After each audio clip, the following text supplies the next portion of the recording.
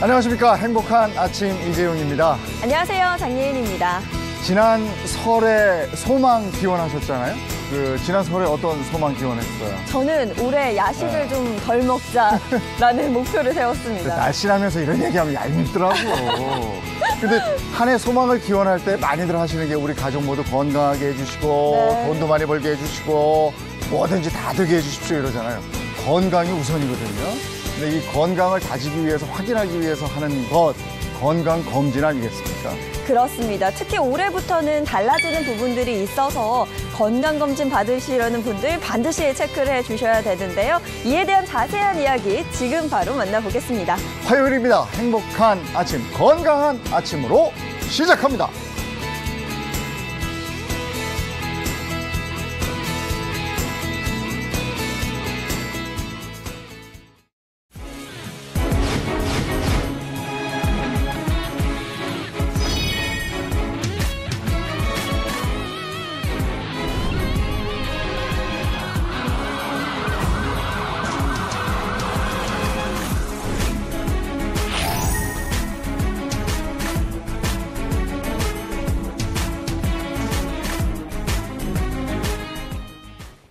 이건 뭔가요? 오늘 네. 아침 센데요. 네. 네?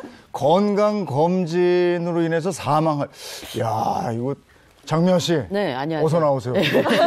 어디 번쩍 나서. 무서운 얘기하고 바로 이름 불렀다 깜짝 놀랐네, 지금. 야. 어서 아니, 오세요. 건강검진은 우리가 오래 살고, 네. 건강하게 살고, 잘 살아보려고 받는 건데, 그것도 그냥 받나요? 돈 내고 받는 거잖아요. 네. 근데 오히려 안 좋을 수 있다 그러면, 이거 잘못 뽑은 거 아니에요? 제목을? 그렇죠. 그래서 네. 오늘 이 얘기 진짜 꼼꼼하게 나눠봐야 되거든요. 네. 혹시 장미아 씨도 네. 올해 건강검진 계획이 좀 있으신가요? 아, 저는 몇 주 전에 받았어요, 사실. 다 받은 건 아니고 몇 네. 개 항목만 받았는데 항상 받으면서 생각하는 게 정말 받기 싫다. 받지 말자. 이러는데 지금 할 수 없이 계속 받고 있어요. 그래도 일찍 받았네요. 예, 오늘 정확하게 얘기를 해주실 전문가 두 분 모셨거든요. 네. 민혜영 가정의학과 전문의 그리고 정훈구 외과 전문의 모셨습니다. 안녕하세요. 네, 어서 오세요. 네, 어서 오세요. 아니 근데 아까도 제가 야 이거 뭐 겁주는 것도 아니고 이게 심한데 그러니까요. 이랬었는데 네. 건강검진을 받았는데 사망에 이를 수 있다 또 암에 걸릴 수 있다 이러면 네. 어떻게 되는 거예요? 사실 저도 매년 부모님 건강검진을 끊어드려야 하는 게 아닌가라는 생각을 하는데 그런 위험이 좀 있다면 상당히 걱정스러운데요?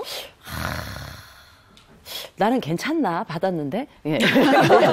뭘 괜찮죠? 좋았으니까. 지금까지 있는 거 보니까. 예, 예. 아니, 근데 사실 저도 그렇고 또 직장 다니시는 분들은 지정해주는 데 가서 받으니까 네. 조금 고민이 덜 하지만 내가 내 돈 내고 하면 이 병원 갈까? 저 병원 갈까? 어떤 항목이 괜찮을까? 굉장히 고민하게 될 것 같기는 해요. 더군다나 돈 주고 이렇게 수고해서 받는데 아니라 그러면 그거 너무 그럴 것 같은데. 아니 앞에 저희가 겁을 좀 살짝 들이면서 시작했지만은 네. 저는 건강검진 굉장히 중요하게 생각합니다. 왜냐면 왜죠? 제가 건강검진을 통해서 네. 위에 이상이 있는 걸 조기에 발견했어요. 아, 그래요? 한 2011년 정도 됐는데. 오. 아니 그리고 대처를 했거든요 저는. 수술하셨죠? 예, 그랬죠. 예. 위에 암이었죠, 그때. 네네 조기였으니까 초기에 아주 뭐 연기였어요. 근데 네. 그 의사 선생님이 검진할 때 네. 아주 철저하게 그야말로 뭐라 그럴까요? FM대로 교본대로 했어요.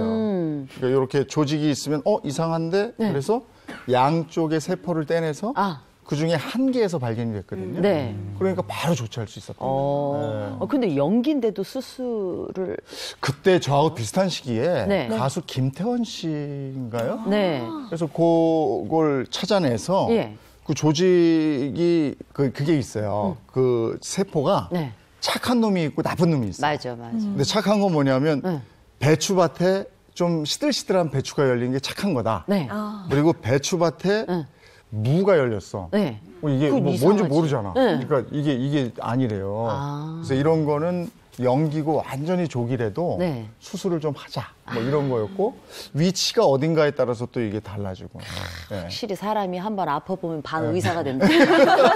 뭐 배추밭까지 나오고. 어디에 생겼는지에 따라서 그게 달라진다는데 지금 외과 선생님 나오셨습니다. 네. 그 위암은 일단 조기 위암이나 연기암은 그 위벽이 굉장히 여러 층으로 돼 있는데 제일 안쪽 층에 생긴 거를 그렇게 이제 얘기를 합니다. 네. 그래서 보통은 내시경으로 암하고 그 주변만 이렇게 잘라내면은 충분히 완치를 기대를 할 수가 있는데 네. 이게 내시경으로 좀 떼기가 어려운 부분에 생기는 경우가 있고 네. 그다음에 이게 크기가 한 2cm가 넘어갈 경우에는 내시경으로 했을 땐 좀 위험성이 생기기 때문에 그때는 어쩔 수 없이 수술로 치료를 하곤 합니다. 네. 근데 어쨌든 저는 하여간 건강검진을 통해서 조기에 발견을 하고 네. 수술 처리해서 지금 뭐 멀쩡하니까요. 네. 벌써 꽤 됐잖아. 그렇죠. 네, 그렇죠. 네. 오히려 그 전부터 더 좋아진 것 같아요. 그러니까 건강을 더 다지게 돼요. 그렇죠. 더 관리를 하는 것 같아요. 그 전부터. 네, 그리고 그렇죠? 너무 많이 안 먹고 네, 적당히 먹고 네, 그렇게 되더라고요. 맞아요. 네, 다행히 이재용 아나운서는 건강검진을 통해서 또 암을 발견을 네네. 했지만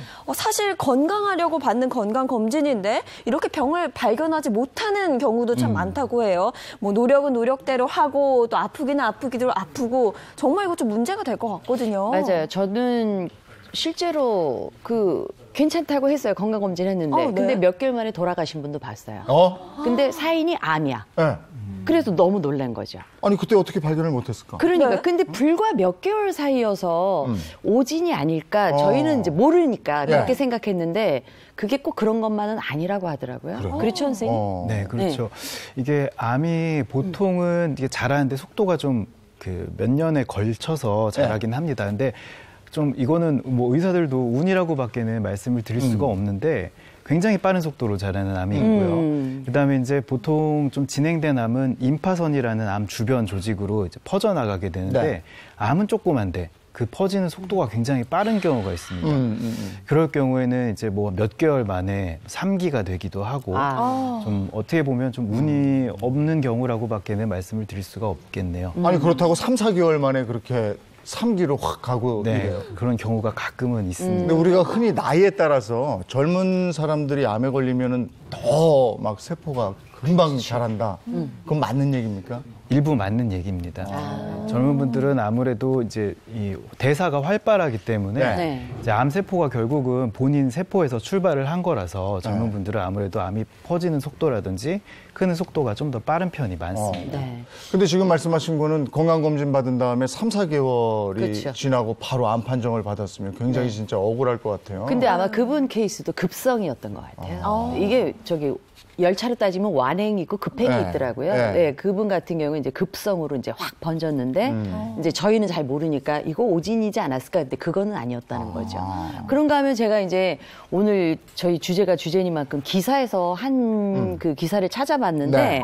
보니까 어떤 분이 건강검진 받았어요. 네. 근데 딱 보니까 좋다고 A가 나왔어요. 괜찮아, A. 괜찮아, A.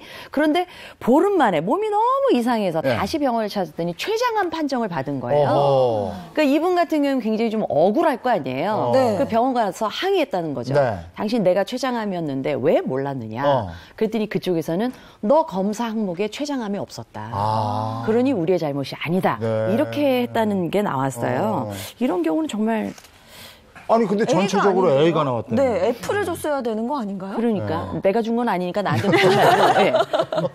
그래서 이런 경우는 민 원장님 네. 왜 이러는 거예요 도대체? 네, 사실 개개인의 특성에 따라서 잘 구분은 하지 않고 네. 그냥 일괄적인 패키지 항목대로 검사를 한 경우인 거죠. 네. 건강검진이라고 하는 게 말 그대로 개개인의 건강 상태에 따라서 항목들을 결정을 해야 하는데 예를 들면 기저질환 여부나 약을 네. 먹고 있는 여부, 내지는 내가 현재 불편한 것들을 캐치를 한 다음에 거기에 필요한 항목들을 추가하거나 빼거나를 해야 하는데요.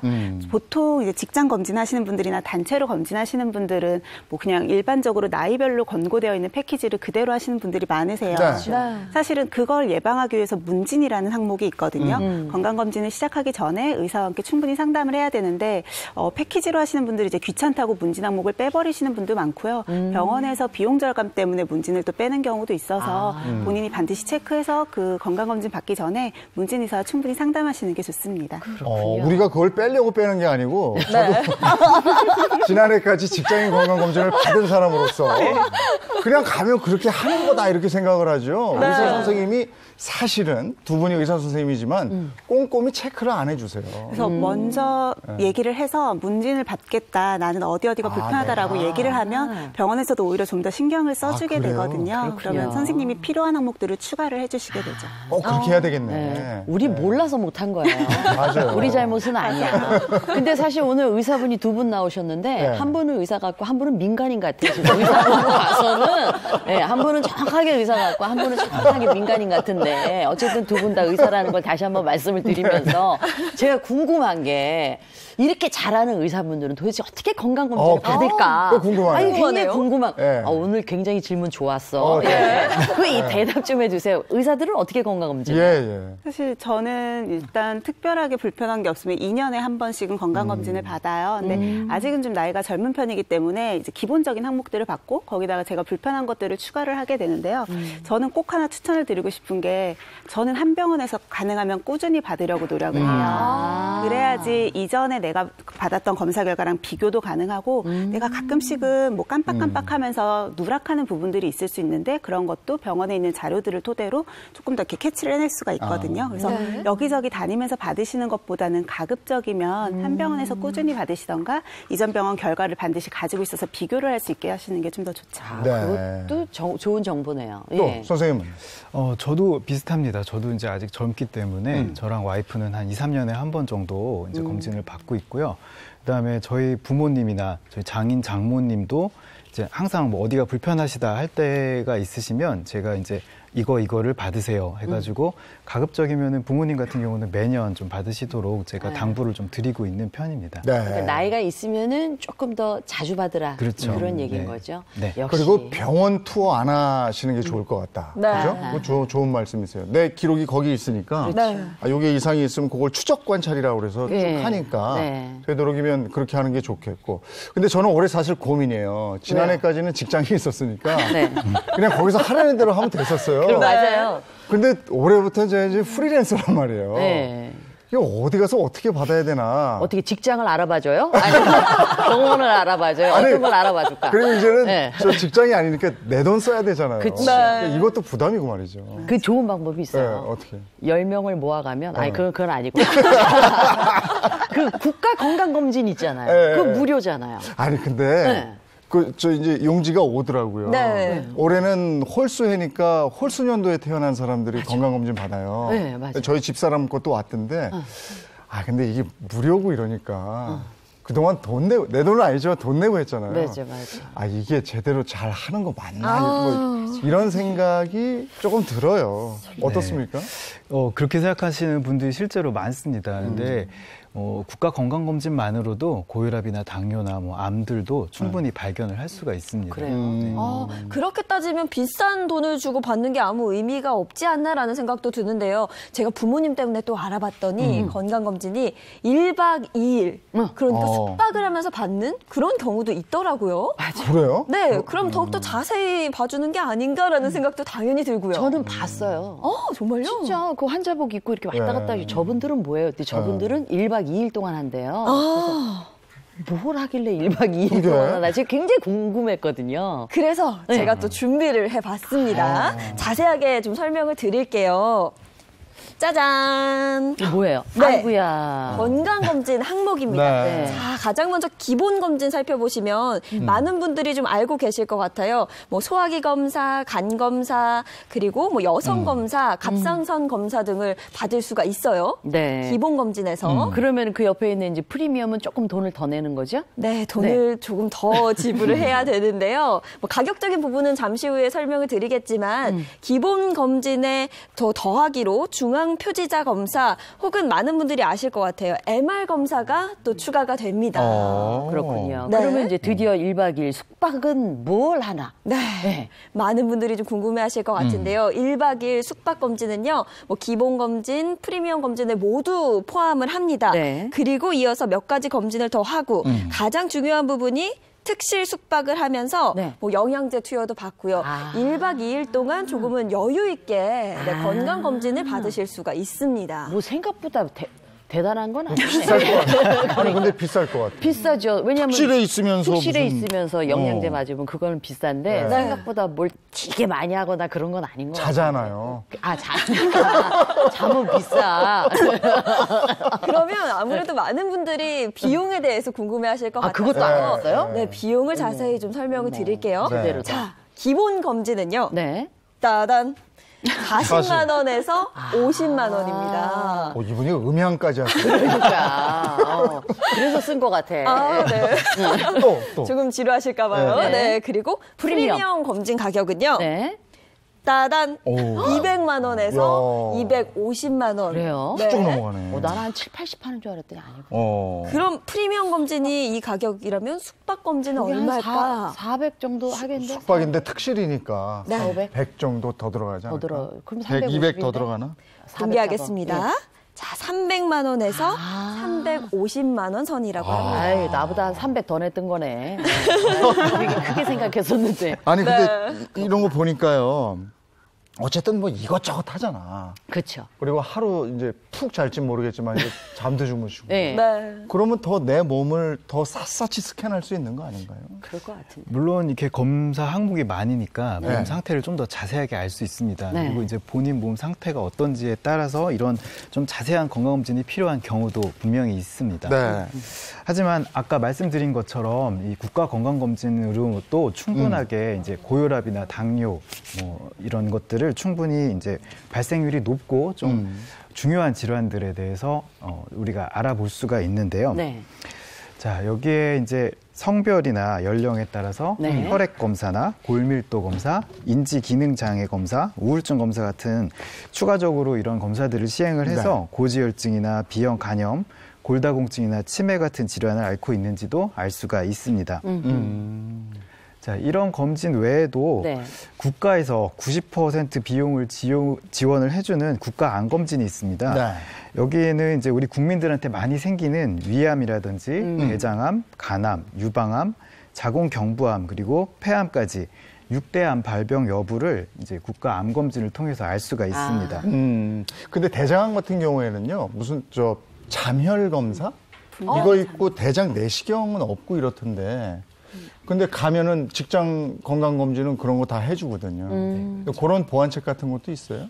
그게 이제 올해부터 네. 바뀐 건강검진에서 이제 그런 것도 바뀌게 있구나. 되었습니다. 예. 근데 이제 또 하나는 많은 분들이 그래요. 이렇게 무료로 해주다 보니까. 그리고 어떤 병원에 가면, 지정된 병원에 가면 이렇게 돈을 좀 내고 오는 분들은 다른 건강검진실로 가고. 맞아.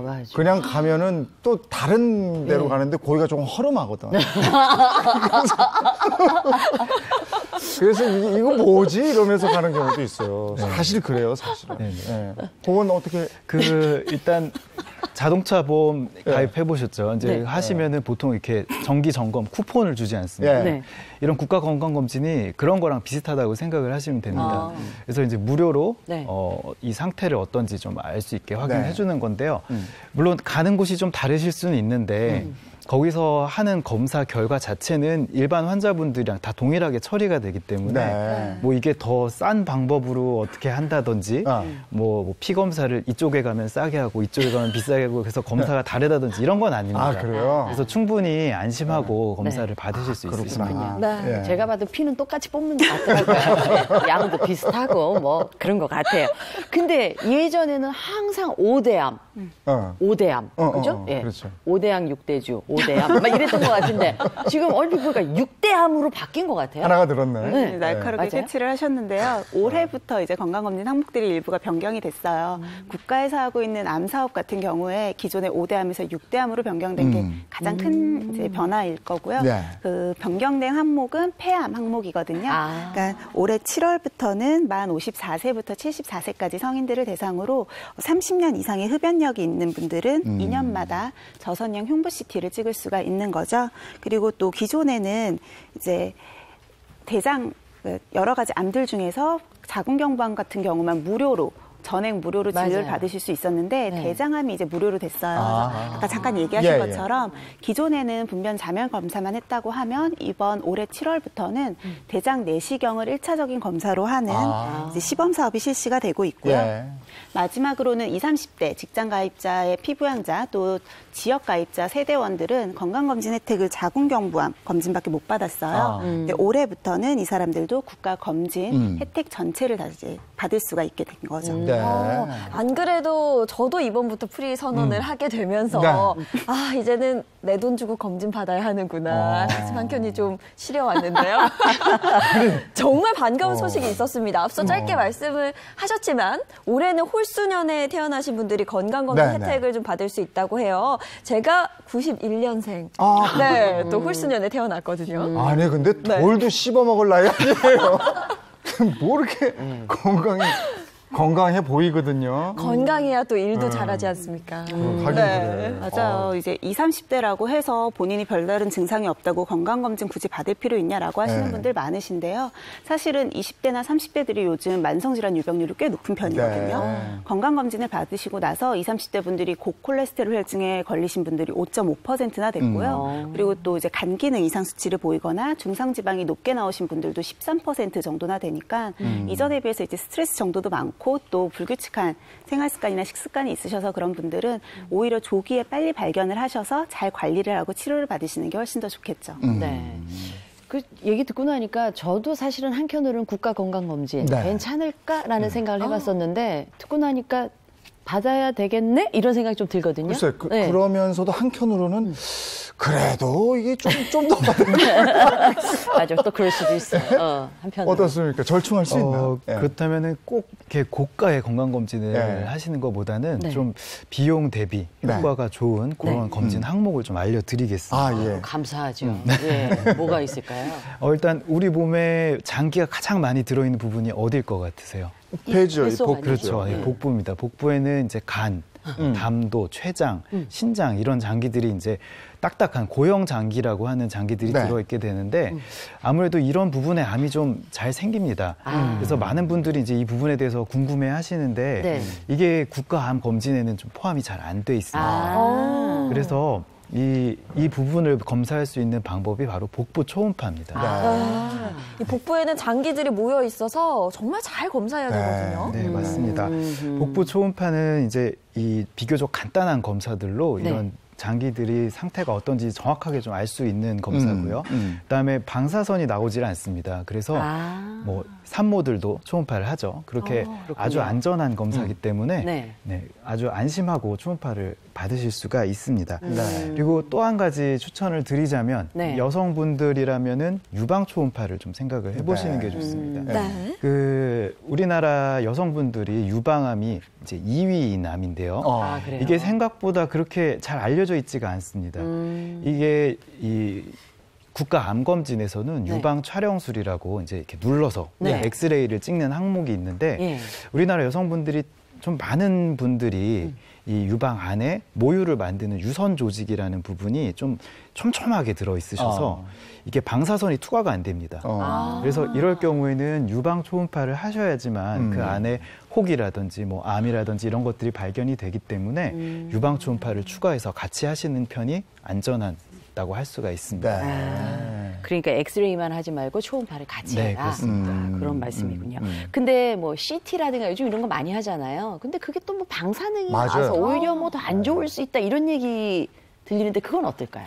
맞아요. 요즘 특히 방사능에 대해서 이제 워낙 많이 문제가 되다 보니까 환자분들 중에서 실제로 병원에서도 CT를 아파서 찍으셔야 되는데도 방사능 때문에 암 걸릴 수도 있지 않냐 하면서 거부하시는 분들도 계시거든요. 네. 그리고 뭐 일부 연구 결과에서 보면 CT로 인해서 방사선 과다 노출이 되고 이로 인해 암이 걸릴 수 있다라는 연구 결과도 있기는 합니다. 뭐 예를 들면 우리가 보통 일반적인 흉부 엑스레이 촬영을 할 때 한 번 촬영을 하면 한 0.1mSv 정도의 방사선 양에 노출이 되거든요. 네. 근데 네. CT 같은 경우는 부위마다 다르고 또 기기마다 좀 다르긴 하지만 일반적으로 한 번 촬영을 하시면 한 5에서 8mSv 정도, 그러니까 50에서 80배 정도의 방사선에 노출이 되는 건 사실이에요. 그래서 뭐 무분별하게 건강검진을 목적으로 계속 받으실 필요는 없고 정말 증상이 있거나 불편하실 때 필요할 때만 받으시는 게 좋죠. 그런데 이 CT 촬영이 방사능도 방사능이지만요. CT 촬영 잘못했다가는 사망할 수도 있다. 라는 이야기까지 들었거든요. 어떤 그래요? 내용인가요? 맞아요. 이제 건강검진 잘못하면 사망에 이를 수도 있다라는 내용 중에 하나가 아마 이거에 해당하는 부분일 것 같아요. 이제 CT나 MRI 기계 자체 때문에 위험한 건 아니고요. 일부 CT나 MRI 중에서는 혈관을 잘 보기 위해서 조영제라는 이제 주사약을 넣는 경우들이 있어요. 네. 아까 얘기한 고형 장기나 이런 것들을 이제 전체적으로 잘 보기 위해서는 혈관을 좀 밝게 해주는 약을 넣게 되는 건데 이게 굉장히 알러지 반응을 잘 일으키거든요. 네, 대부분은 좀 경하게, 그러니까 보통은 두드러기가 올라온다거나 뭐 미열이 난다거나 정도로 끝나는 경우들이 많은데 10만 명 중에 1명 정도 꼴로는 아나필락틱 샥이라고 해서 이제 두드러기나 알러지가 너무 심하게 올라와서 기도가 붓고 내지는 쇼크까지 이르는 좀 이 정도로 좀 위험한 상황이 올 수가 있어서요. 아무래도 일단 CT 검사가 포함이 돼 있다라고 하면 본인이 거기에 대한 위험성을 충분히 숙지하시는 게 좋고 그리고 여기에 대해서 응급 조치를 충분히 취할 수 있는 병원으로 가셔서 검사를 받는 게 좋습니다. 그게 왜 CT 할 때 넣는 거? 주사약을 충분히면 뜨거워지거든요. 이쪽으로 몸이 뜨거워지면 소주 냄새가 확. 그죠? 맞아요. 그 검사예요. 그리고 이렇게 동굴 같은데 이렇게 들어가면 이렇게 들어가죠. 네. 숨 들이마시고 숨 참으세요. 맞아. 그리고 찍는 거예요. 예. 근데 예전에 건강검진 할 때요. 야, 저쪽 회사에서는 무슨 펫 CT를 찍어준대. 되게 비싼 거 해준대. 뭐 이랬는데 그게 결코 좋은 게 아니었어요. 마냥 좋은 건 아니죠. 필요한 분들만 하시는 게 좋죠. 그렇군요. 그렇다면 건강검진에서 이거 꼭 받으세요 하고 추천해 주실 건 뭐가 있습니까? 제가 좀 추천해드리고 싶은 항목은요. 특히 저는 중장년층 분들에게 추천을 해드리고 싶은데 경동맥 초음파예요. 그런 게 있어요? 네, 나이가 드시게 되면 뇌졸중이나 심뇌혈관 질환 위험성이 굉장히 증가를 하게 되잖아요. 특히 55세가 지나가게 되면 이제 10년마다 뇌졸중 위험성이 2배씩 증가를 하게 되거든요. 거기다 고혈압이 있으시다라고 하면 뇌졸중 위험성이 3배나 높고요. 그리고 뭐 당뇨가 있으시면 2배, 고지혈증 있으시면 1.8배 이상 증가를 하게 되니까 우리나라 대부분 중장년 분들이 심뇌혈관 질환, 특히나 이제 뇌졸중에 대한 위험성을 굉장히 많이 갖고 계신데 이 리스크를 확인해 보기 굉장히 용이한 게 경동맥 초음파거든요. 앞서서 잠깐 초음파 설명해 주신 것처럼 비교적 안전하게 받으실 수 있고요. 경동맥이라고 해서 이제 심장에서부터 머리 쪽으로 뇌로 가는 혈류 쪽을 확인을 하는 거니까 얼마나 두꺼워져 있는지를 봐서 경동맥이 뭐 막혀 있는지 여부나 내지는 동맥경화가 얼마나 진행되어 있는지를 확인할 수 있으니까 본인의 현 상태를 알 수 있고 필요한 조치도 빨리빨리 취할 수가 있죠. 그러면 국가건강검진을 받고 기본 항목 쭉 있으니까 그리고 암검사까지 하니까 거기에 두 분 말씀대로 지금 정 선생님은 아까 복부 초음파 그리고 민 선생님이 중장년층이 경동맥 초음파 이랬으니까 이거 기억해서 건강검진 알뜰하게 잘 확실하게 받으시면 되겠고요. 본인은 없다고 유방 초음파는 또 얘기를 안 하네. 네. 그게 여성분들이 유방 초음파. 네, 너무 자기 몸만 생각하는 거지 지금. 아유, 참. 저희가 지금 쭉 얘기를 하면서 저쪽에서 맞아 하고 꼼꼼히 들으신 분들이 있어요. 우리 방청객 5분 나와주셨는데요. 그 질문 있으면 궁금한 거. 예. 저는 건강검진 받으러 갈 때마다 이상하게 사람이 많더라고요. 맞아. 매번 쫓기듯이 받고 나오는 느낌이 드는데요. 몇 월쯤에 가면은 사람이 없는지 궁금한데요. 저도 가을 늦가을쯤 갔어요. 그러니까 11월 그때쯤 가서 건강검진 주로 했는데 그때 내시경 한번 하려면 얼마나 기다렸는지 몰라요. 참 기다렸어요. 근데 나는 5월에 가도 사람 많던데 늘 많은가? 아닌가? 답 좀 해주시죠. 그러니까 이재용 MC분은 10월 달에 가셨다고 하셨고 10월 말 11월 뭐 그때 갔어요. 방청객분들은 보통 언제쯤 가시나요? 12월. 그죠. 이게 통계가 있습니다. 그 몇 월 달에 사람들이 가장 건강검진을 많이 하는지 나온 통계가 있는데요. 그것도 있군요. 네, 이 통계를 보시면 보통은 10월부터 12월까지 환자분들이 많이 몰려서 그러네. 가시게 되고요. 연초부터 여름까지는 오히려 별로 환자분들이 없습니다. 그래서 이때 가시면은 이제 대기도 짧게 하시고 원하는 날짜나 시간에 이제 선택을 하실 수가 있는데 이렇게 연말 쪽으로 가실수록 점점점 이제 원하는 시간도 잡기가 어렵고 검사 한번 받으려면 뭐 1시간씩 기다리고 이런 일이 많이 벌어지게 됩니다. 재밌네요. 이것도 통계가 있었네요. 보니까 1월이 제일 적으니까 1월에 가는 게 가장 좋을 것 같아요. 그리고 7, 8월에 여름에도 별로 사람이 없는데 그래서 그런지 저 작년까지 그 직장 건강검진할 때 7, 8월에 뭐 하면 뭐 하나 더 해줬어요. 아, 그래요? 그러니까 대상포진 주사를 하나를 더 놔주든지 아니면 위 내시경이면은 장 내시경도 하나 해주면서 요거 수면까지 해주는 이런 게 있었어요. 그래서 한 번 제가 좀 일찍 가서 했어. 수면하려고. 돈 많이 내야 되거든, 수면. 근데 그렇게 해줌에도 불구하고 여태 12월에 했다는 거 아니에요? 근데 그러니까. 잘 안 돼요, 그게 또. 예. 또 다른 질문 있습니까? 건강검진 받으러 가면 보통 몇 시간씩 걸리니까 되게 힘들잖아요. 게다가 대장 내시경이나 위 내시경 이런 거 할 때는 또 전날에 굶어야 하고 또 뭐 약도 먹어야 하고 막 이래가지고 많이 힘들거든요. 그래서 이런 내시경을 매년 해야 되는 건지 아니면 몇 년에 한 번씩 해도 되는 건지 궁금합니다. 사실 건강검진 시기라는 거는 이제 주기 같은 거를 우리가 많이 말을 하잖아요. 근데 개개인마다 뭐 발병할 병의 종류도 다르고 또 발병 시기도 다르기 때문에 일괄적으로 명확하게 결정을 할 수는 없어요. 근데 일반적으로 그냥 우리나라 사람들이 특히나 유병률이 높은 질환들을 나이대별로 해서 연령별로 권고하고 있는 주기는 있거든요. 그러니까 내시경만이 아니고 모든 건강검진을 다 고려를 해서 얘기를 했을 때는 주로 20, 30대 분들 같은 경우는 한 2년 정도 주기로 받으시면 좋아요. 근데 문제는 아까 잠깐 말한 것처럼 이분들은 증상이 없기 때문에 내가 안 아픈 게 아닌가 하고 건강검진을 안 받으시는 분들이 많거든요. 그렇죠. 근데 이 시기에 만성질환을 발견하게 되면 굉장히 조기에 치료나 관리가 가능하기 때문에 특별한 증상이 없어도 기본적인 항목들, 일부 피검사나 뭐 검진 항목들 가장 기초적인 부분들은 2년 정도 주기로 한 번씩 받으시는 게 좋고요. 이제 이후에 40대 이후가 되면 한 65세 이전까지는 보통 1년에서 2년 정도 주기로 받으시게 되고 이분들이 사실은 건강검진을 하는 주 세대이시죠. 그래서 암은 물론이고 각종 심뇌혈관 질환 그리고 뭐 만성폐 질환이나 간 질환 같은 거 걸릴 가능성이 높기 때문에 이 항목들을 좀 중심적으로 보시면 좋으실 것 같아요. 마지막으로 65세 이상 분들 같은 경우는 노년기이시고 워낙에 몸이 많이 약해져 있는 상태이기 때문에 거의 매년 검진 받는 거를 추천을 드리고요. 근데 다만 잠깐 보통 힘들어하시는 항목들은 이제 내시경 항목들이 많아요. 그 중에서도 대장 내시경을 많이 힘들어하시는데 제가 얘기한 주기적으로 하는 검사들은 이제 기본적인 걸 말씀드리는 거고 대장 내시경 같은 경우는 이전 검사 따라 주기가 좀 달라지게 됩니다. 이전에 특별히 이상이 없었으면 나이에 따라서 5년에서 10년 주기로 받으시면 되고요. 이전에 이상이 있으셨던 분들은 보통 병원에서 권고를 해요. 뭐 1, 2년 후에 해라, 내지는 3년 후에 해라 이런 권고사항에 따라서 주기를 조절하시면 좋을 것 같습니다. 지금 이제 대장 내시경 얘기 들어봤으니까 위 내시경. 나 이거 수면 한 번 안 했다가 정말 가는 줄 알았어요. 난 정말 왜 그랬을까 이런 생각 드는데 위 내시경도 매년 해야 돼요? 어때요? 위내시경은 2년에 한 번 정도 하셔도 충분히 괜찮습니다. 2년에 한 번. 만약에 작년에 하셨는데 뭐 크게 문제가 없으셨다면 위장 조영술이라는 엑스레이 촬영을 하셔도 괜찮고요. 근데 만약에 작년에 검사를 하셨는데 이상이 있거나 아니면 내가 지금 증상이 뭔가 속쓰림이라든지 소화불량이라든지 아니면 가족분 중에 이제 위암의 가족력이 있으신 분이 있을 경우에는 위내시경을 하는 거를 생각을 해보셔야 되고요. 그리고 하시기 전에는 전문의랑 상담을 하셔서 위내시경 필요한지 이런 것들도 좀 확인을 해보시면 좋을 것 같습니다. 그리고 또 하나가 위가요. 굉장히 예민해요. 그래요? 그래서 내가 올 한 해를 돌이켜보건대 스트레스가 엄청나게 있었다. 맞아. 그래서 속쓰림이 자주 있었다. 이러면은 한번 해볼만 해요. 그렇죠. 또 다른 질문 있습니까? 네, 제가 그 위내시경 할 때 약 먹는 게 굉장히 힘들었는데 대장 내시경도 약을 꼭 먹어야 되는 걸로 알고 있었거든요.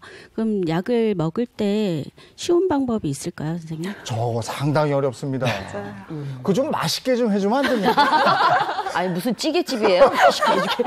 아니 이게 먹을만 하면 먹을 텐데 맞아. 먹다 보면 너무 힘들어서. 그래도 좀 많이 줄었던데요? 저도 뭐 여러 번 먹어봤는데 이게 이제 대장 내시경을 한다고 하면은 이만한 통을 맞아요. 3통을 주죠. 그래서 거기에 뭐 물을 타서 이제 먹게 되는데요. 맞아요. 이게 양도 굉장히 많고 그다음에 맛이 좀 약간 니글니글합니다. 맞아요. 이게. 그래서 이거를 굉장히 힘들어하시는 분들이 많은데 이것도 좀 다른 약이 있습니다. 물 한 반 컵 정도의 가루약을 타고 그걸 마신 다음에 이제 물을 많이 드시면 되는 이런 약들도 있는데요. 네. 이게 일부 병원에서는 종합검진에서 이런 약들을 쓰고 있는데 국가검진에서는 아직도 예전 방식으로 이제 그 큰 약을 먹게 했었습니다. 근데 요것도 이제 신약으로 바뀔 예정에 있다고 하니까 아무래도 좀 더 수월하게 받을 수 있지 않으실까 생각이 됩니다. 그리고 예전보다는 훨씬 수월해졌어요. 네. 예전에는 진짜 맞아. 예전에 그 석유통 같은 거 있어요, 이만한 거.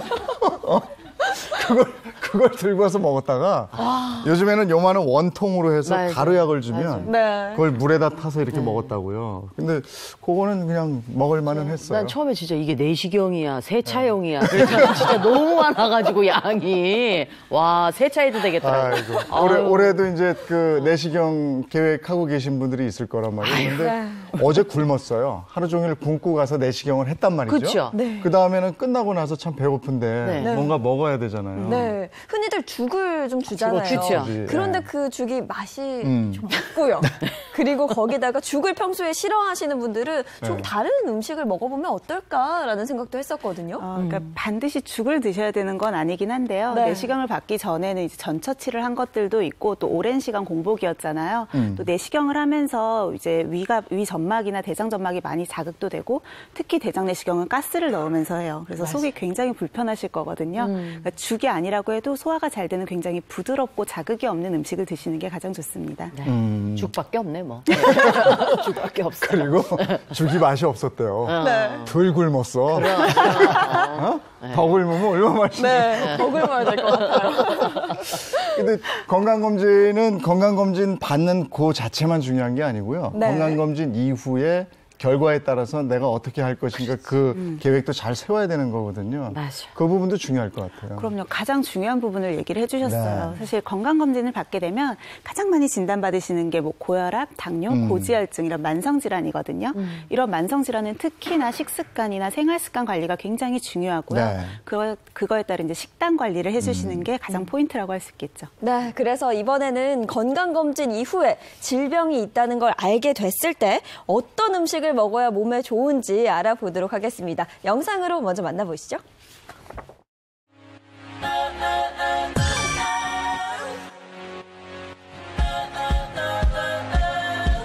I messed up tonight. I lost another fight. I still mess up, but I just start again. I keep falling down. I keep on hitting the ground. I always get up now to see what's next. 네, 고혈압, 고지혈 잡는 건강 요리에는 어떤 요리가 있을까? 오늘 이보은 요리 전문가 나오셨습니다. 어서 오세요. 와. 제 주변에도요. 네. 네. 고지혈증 또 고혈압이 왔다고 병원 갔다 오신 분들이 꽤 계세요. 많아. 근데 병원 가면 다들 그런 말씀하신대요. 짜게 드시지 마세요. 맞아. 네. 지방 많은 고기 많이 드시지 마세요. 뭐 이렇게 말씀하신다고 하는데 어떻게 짜게 안 먹고 고기 안 먹고 뭐 먹어요? 네, 특히나 가장 화가 나네요. 어떻게 고기를 안 먹고 사람 살 수가 있죠? 그럼 오늘 짠 고기를 저희한테 먹여주실 건가요? 아니죠. 그건 아니고. 그건 아니고요. 네. 고기를 먹되 네. 가장 맛있게 그다음에 건강하게 먹을 수 있는 방법을 제가 알려드리려고 나왔거든요. 역시, 예, 역시 이보은 선생님이세요. 네. 자, 그럼 뭐 어떤 고기 먹어볼까요, 저희? 고기 중에서도요. 사실 제가 오늘 준비한 게 네. 사실 지방분은 별로 없지만 먹으면 식감도 있고 굉장히 맛있어서 네. 많은 분들이 좋아하시는 거예요. 바로 닭날개하고 닭봉이거든요. 맛있죠. 이 닭 중에서도 그냥 이렇게 살집이 많은 것보다는 또 이런 게 또 맛있잖아요. 요거에다가 네. 각종 채소, 그러니까 파프리카, 뭐 양파 이런 거 같이 넣고 제가 닭 채소 볶음을 만들 예정입니다. 맛있겠다. 맛있을 것 같아요. 빨리 만들어 주셔야죠. 아, 근데 네. 제가 오늘은요, 그냥 일반적인 고춧가루, 고추장만 넣는 게 아니라 네. 바로 요걸 하나 넣어요. 뭐요? 바로 요 토마토예요. 토마토. 네. 토마토를 넣어요? 네, 토마토를 넣어요. 왜냐하면 이 토마토가 굉장히 이 고기하고, 그러니까 닭하고 궁합도 잘 맞을 뿐만 아니라 네. 제가 넣는 이 양념장하고도 굉장히 궁합이 잘 맞아서 양념장의 짠맛을 확 반으로 줄여주는 역할을 하거든요. 네. 말로 다 해, 말로 다 해. 이미 다 건강해졌어, 우리가. 아유, 세상에. 네. 제가 지금 토마토 이렇게 준비했는데 네. 토마토를 이렇게 십자로 반을 갈라요. 아, 십자로. 네. 아, 껍질. 깊이. 네. 보통 어머님들이 토마토를 이제 그 양념이라든지 요리에 넣게 되면 껍질 때문에 나중에 이렇게 먹다가 이렇게 맞아. 하나 빼시잖아요. 맞아요. 그게 없게 하기 위해서 제가 이렇게 십자로 일단 그러니까 껍질 벗겨낼 거군요. 그렇죠. 뺄 건데 보통 이제 어머님들이 냄비 2번 쓰는 거 굉장히 싫어하시죠. 그거 싫어하지. 귀찮지. 그래서 그냥 냄비 한 번 쓰시게 네. 제가 포크를만 이렇게 포크로 뒤에다가 딱 꽂아서. 직화로 불에 직화를 하신다고요?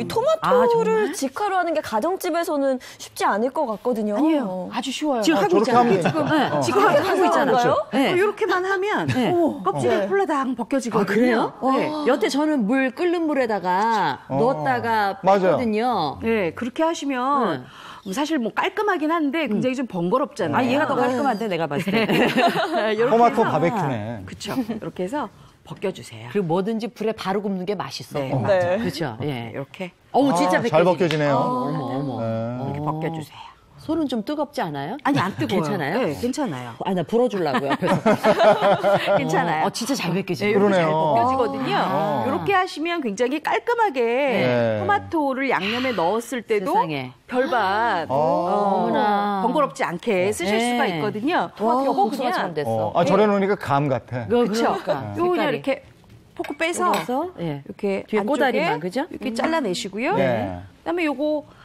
안쪽에 있는 그 시방에 있는 것까지 저희가 오늘 다 쓸 거예요. 왜냐하면 제가 오늘 넣는 요 닭 날개, 닭봉 채소 볶음에는 물이 들어가지 않아요. 네, 그러다 보니까 수분이 아무래도 필요하군요. 이게 저수분으로 할 수가 있겠죠. 그래서 이렇게 같이 써주시면 돼요. 그리고 얘 버리면 좀 아깝더라고, 저는. 그렇죠. 아깝죠. 그러니까 모양은 베끼는 게 좋은데 네. 같이 오늘 넣어서 맞아요. 버리는 거 없이 알뜰하게 먹죠. 뭐. 토마토 좋다는 얘기는 우리가 많이 들어봐서 그럼요. 예. 그거 한번 토마토가 얼마나 좋은지 확인 들어가 봐야죠.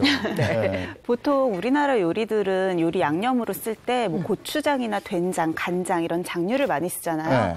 굉장히 짜고 염분 농도가 높거든요. 근데 토마토 같은 경우는 뭐 나트륨의 함량이 낮은 것뿐만이 아니고요.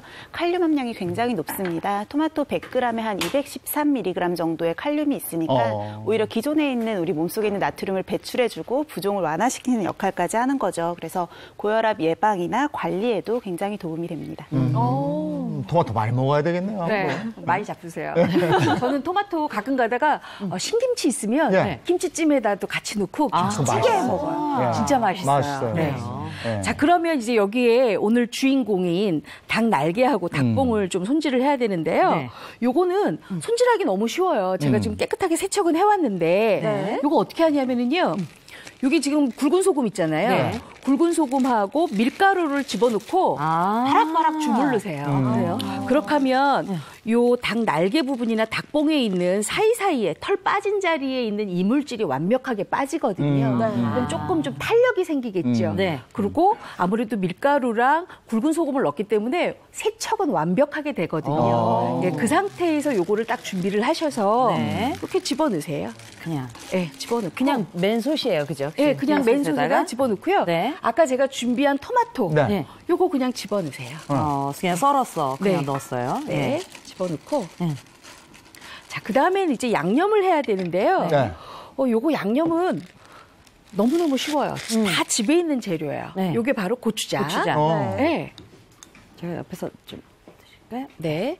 토마토에 고추장 들어가고. 네. 그다음에 요거 그냥 간장이에요. 간장. 그냥 간장. 그리고 요거는 맛술이에요. 맛술. 만약에 맛술 없으면 청주 넣으셔도 괜찮아요. 그리고 요 다진 마늘은 좀 들어가 줘야 되겠죠? 다진 마늘. 그다음에 요거는 뭐냐면요. 약간 참기름인데 요거는 나중에 그냥 한 방울 정도 넣으셔도 괜찮아요. 그리고 나중에. 제가 여기에 토마토를 넣기 때문에 일부러 설탕, 올리고당 이런 것들은 넣지 않았어요. 근데 여기에 뭘 넣어주냐면은 약간 그 뭐랄까 그 연육도 시켜주면서 단맛도 조금 줘야 좋거든요. 그래서 매실청 조금만 넣어주세요. 매실청. 좋네. 네. 요즘에 집집마다 매실청 다 가지고 계시더라고요. 그렇죠. 요거 다 갖고 계시더라고요. 네, 이렇게 네. 해서 그냥 버무리세요. 버무려서 뚜껑 덮고 지금 처음에는 지금 아무래도 수분감이 없잖아요. 그쵸. 수분감이 없으니까 한 5분 정도는 약간 중불. 그다음에 뚜껑 덮고 10분 정도 센 불에서 조금 끓이면 아무래도 토마토에서 수분이 좀 나오겠죠. 그렇죠. 그 상태에서 뭘 넣느냐? 바로 이 옆에 보시면 제가 채소를 준비해 왔어요. 네. 양파도 요거 좀 보이고. 양파도 넣게 되면 좀 단맛도 있게 되죠. 그렇죠. 그다음에 파프리카. 요거는 뭐 저기 그 홍색 파프리카예요. 그다음에 청피망. 그다음에 약간 또 매콤한 거 좋아하시는 분들은 여기 청양고추랑 여기 홍고추 이렇게 송송송 썰어서 준비하시면 되는데 제가 요게 한번 이렇게 끓게 되면은요. 아무래도 토마토에서 나오는 수분감 때문에 굉장히 잘박잘박하게 우리가 닭볶음탕처럼 돼요. 네, 그럴 것 같아요. 자, 그럼 벌써 이렇게 해서 수분이 조금 있는 것 같아요. 그렇죠. 아니 그래 아까 보니까 물이 안 들어갔잖아요. 물 하나도 안 들어갔어요. 그러니까 토마토에서 나오는 거 가지고 하는 거예요. 네. 물 먹일 일이 없어요. 우리가 모든 이제 고기 요리 같은 경우에도 사실은 저수분 요리가 좋거든요. 그러면 자체에서 수분으로 이렇게 양념이 되다 보니까 훨씬 더 뭐랄까 약간 쫀득쫀득하고 맛이 있단 말이에요. 예, 요거 이제 끓일 동안에 저희는 뭘 하느냐? 제가 여기 좀 오래 끓여야 되잖아요. 30분 정도 끓여야 되니까 30분. 제가 미리 끓여다가 약간 끓였는데 조금 덜 끓었어요. 네, 좀 끓여야 돼요. 그럼 끓는 동안 뭐 장미아 씨 노래나 한번 하죠. 아유, 그렇게 원하셨어요? 자, 여기 지금 보글보글 약간 김이 좀 오르고 있는데요. 여기도 물 안 부은 건데 이렇게 많이 생겼어요? 하나도 안 부었어요. 요걸 지금 그대로 이렇게 끓여놓은 건데 보세요. 토마토에서 수분은 조금 나왔지만 그래도 나 토마토가 들어갔어 하는 식감이 조금 있죠. 그리고 보세요. 기름기가 거의 없죠. 진짜 그래요. 네. 그래서 이렇게 해서 채소랑 같이 충분하게 드실 수 있는 한 그릇 요리예요. 담백하니 맛있겠어요. 아니 맛있어 보여요. 그러니까. 맛있어 보이죠? 이거 한번 제가 드려볼까요? 네네. 그렇죠. 그럼 드려보셔야지 그냥 그걸 가지고 그냥 가시려고 그랬어요. 아니, 이 순간 때문에 방송한다는 얘기 듣고 그래요. 자, 이거 잠깐만 들고 계세요. 자, 드릴게요. 자, 기대되는 순간이에요. 아주 맛있게 토마토까지 요거 국물에다가요. 밥 비벼 먹어도 아주 맛있어요. 아, 그러네. 아니, 우리 왜 맨날 저 닭볶음탕만 해 먹잖아요. 그게 사실 좀 맛도 있지만 약간 기름기 때문에 조금 그럴 때도 있었거든요. 아, 앉아서 기다릴 수가 없을 것 같습니다. 그래요? 그래서 채소랑 같이 이렇게 한번 승질급한 MC는 또 잡숴보세요. 처음. 웬만하면 갖다 주려고 그랬더니 아유, 좋아 아주. 네, 제가 가져갈게요. 91년생이라면서요? 그렇군요. 자, 두 그릇이에요? 네, 감사합니다. 아유, 괜찮은 집에 벌써 배달. 네, 먼저 쭉쭉 한번 배달을 해볼게요. 네. 우리 장수혜 네. 여기서 한번 잡숴보시겠어요? 아니 저 요 요리 색깔하고 요 옷 색깔이 맞아. 이제 요리하고 옷하고 맞춰가지고 오나 봐요. 준비를 해봤습니다. 네.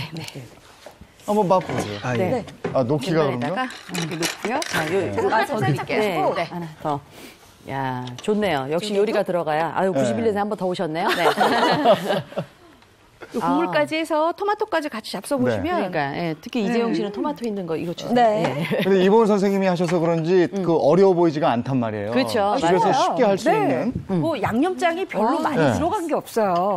지금 제가 하는 걸로만 봐서는 저도 한번 해볼 수 있지 않을까. 충분하게 하실 수 있습니다. 물론 준비만 다 해주면. 밀가루도 바락바락 씻은 다음에 물로 한번 헹구는 거죠. 그렇죠. 물로 한번 헹궈야죠. 네. 근데 닭봉이 어느 부위예요?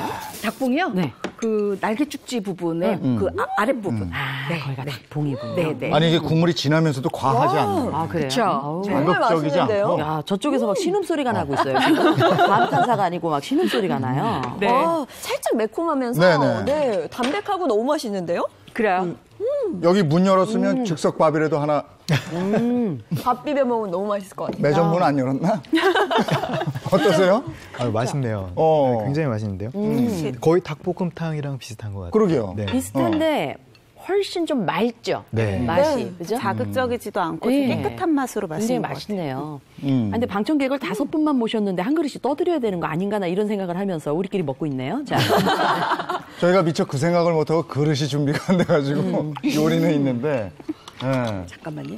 맛은 이게 확실히 우리가 닭고기의 맛은 알잖아요. 그런데 이 식감도 좋고 이게 그 자극적이지 않으면서도 이 맛을 풍미를 그대로 느낄 수가 있어서 그게 매력 있네요. 야.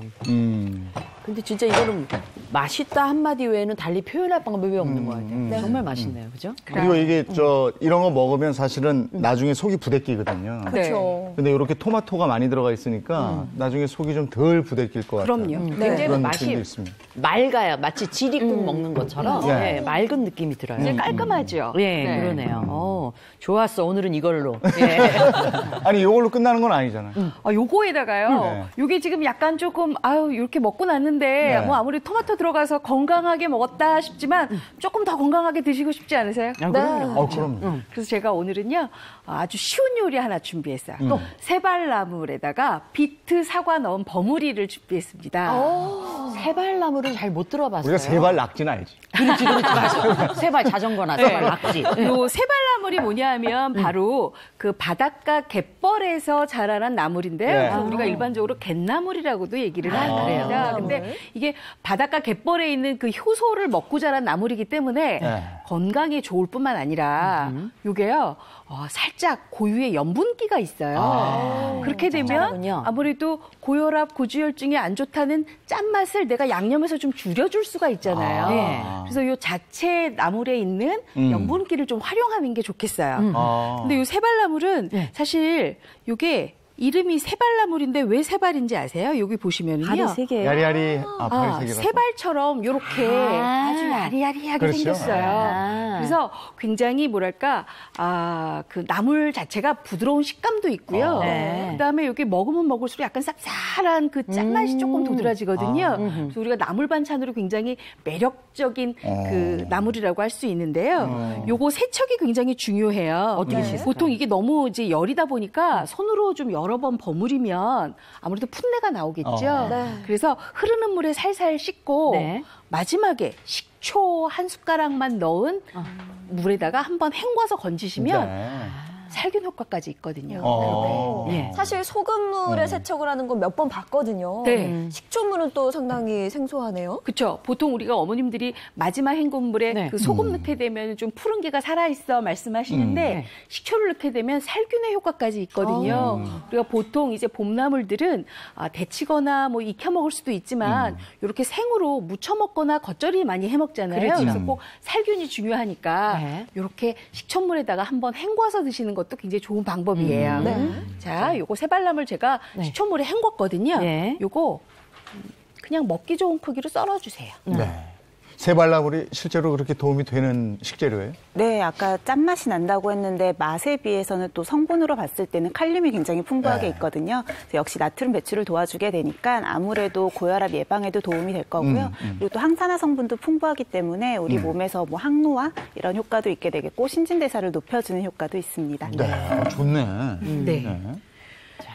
쉽게 구할 수도 있는 거죠. 그렇죠. 요새 시장 마트 가니까요. 이거 뭐 많이 나왔는데 사실 어머님들이 나물 사면은 그거 언제 다듬지 하시잖아요. 세발나물은 별로 다듬을 게 없어요. 그냥 씻기만 잘. 세척만 잘 해주시면 그래 보여요.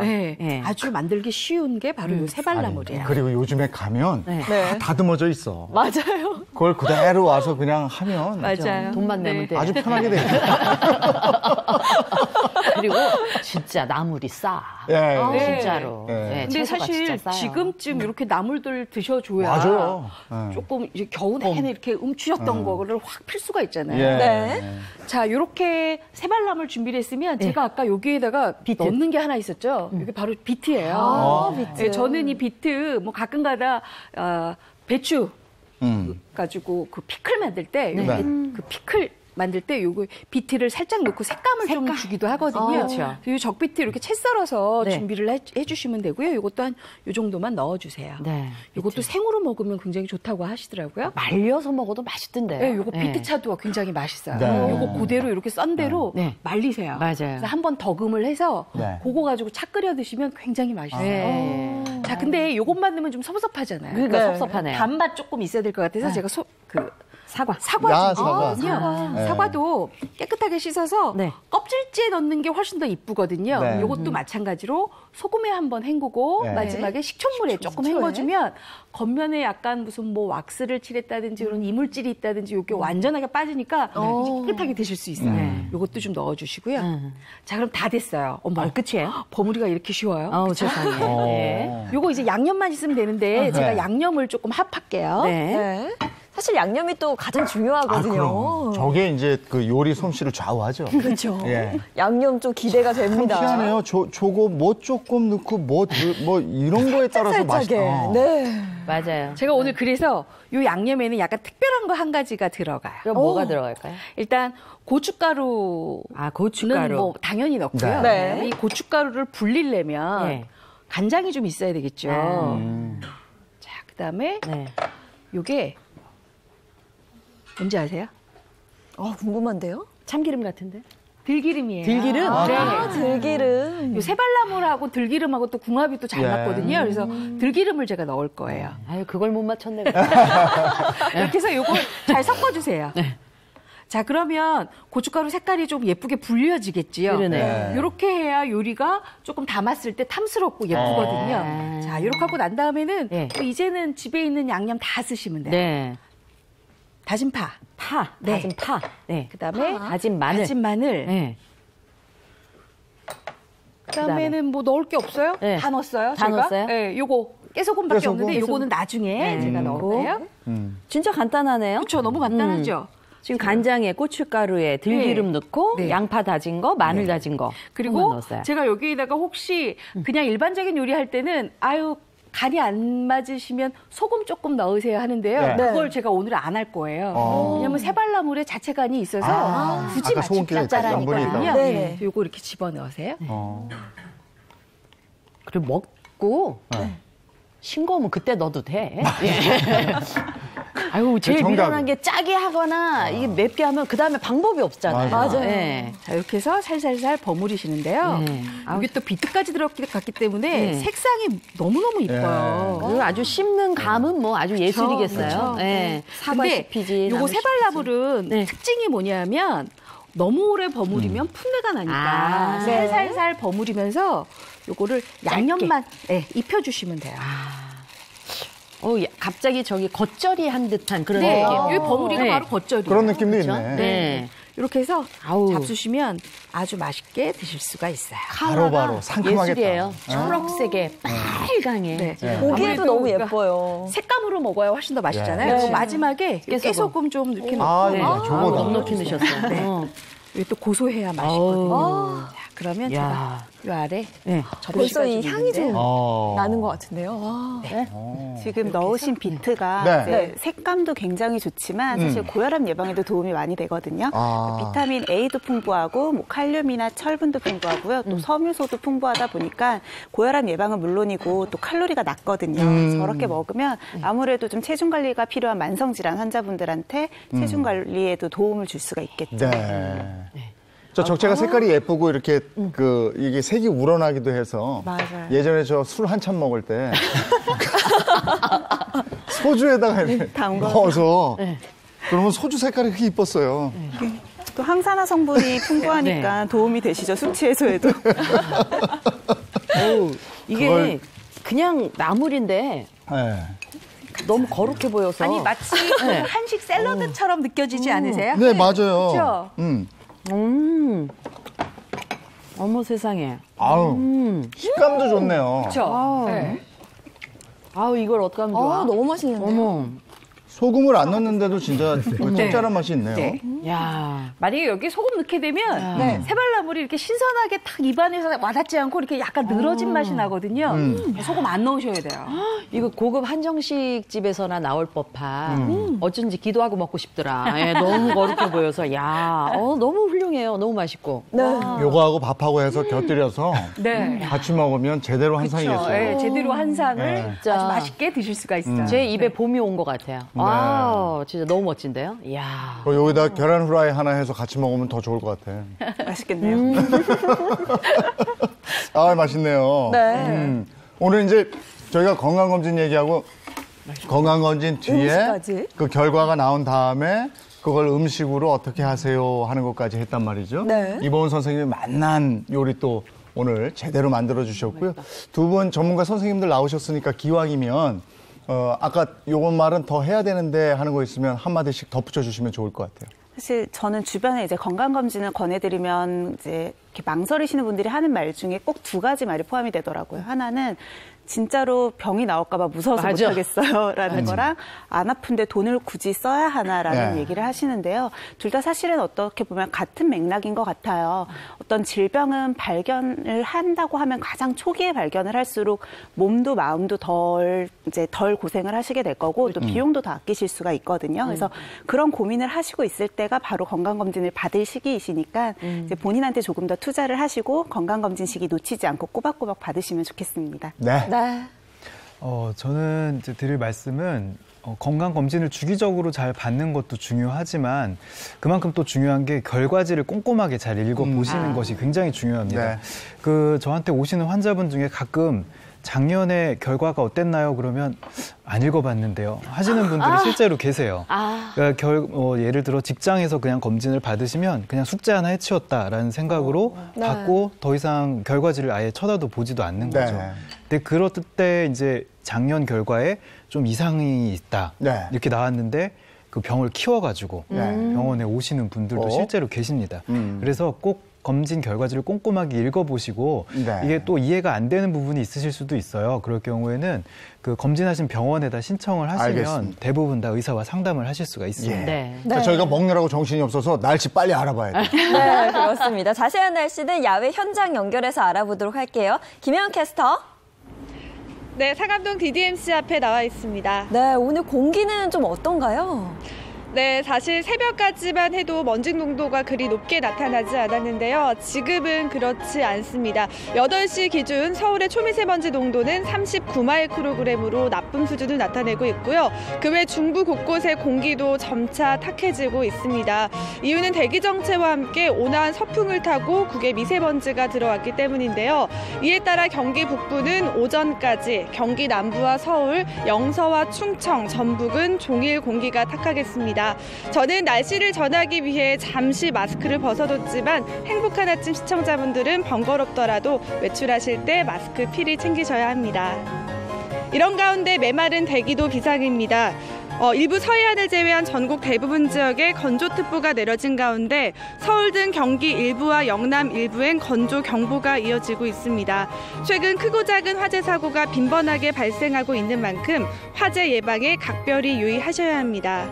현재 전국 대체로 맑은 하늘을 드러내고 있지만 오후부터 구름이 많아지겠습니다. 오늘 아침 서울 영하 3도로 어제보다 4도 정도 높습니다. 하지만 일부 내륙은 영하 10도 안팎까지 떨어진 곳이 많고요. 낮엔 기온이 크게 오르겠습니다. 서울 4도, 전주 5도, 광주 7도, 부산 10도로 평년 수준을 회복하겠습니다. 아침과 비교하면 기온차가 크게 벌어지니까요. 감기 걸리지 않도록 조심하시기 바랍니다. 이번 주 큰 추위는 없겠고요. 대체로 맑은 가운데 금요일 전국에 비 또는 눈 소식이 있습니다. 공기질은 밤이 돼서야 점차 회복할 것으로 예상됩니다. 하지만 다시 내일 일부 남부 지역은 대기 정체로 먼지 농도가 높게 나타날 가능성이 있으니까요. 금요일 전국에 비나 눈이 오기 전까지 대기질 정보 자주 확인하는 게 좋겠습니다. 오늘은 더 행복하세요. 지금까지 날씨였습니다. 날이 좀 풀린다 했더니 이제 또 미세먼지래네요. 네, 걱정입니다. 네, 미세먼지에는 마스크 쓰고 마이크래 맨날 마스크 쓰고 나가시는 분 잊지 마시기 바랍니다. 행복한 아침, 행복한 하루 되십시오. 고맙습니다. 고맙습니다.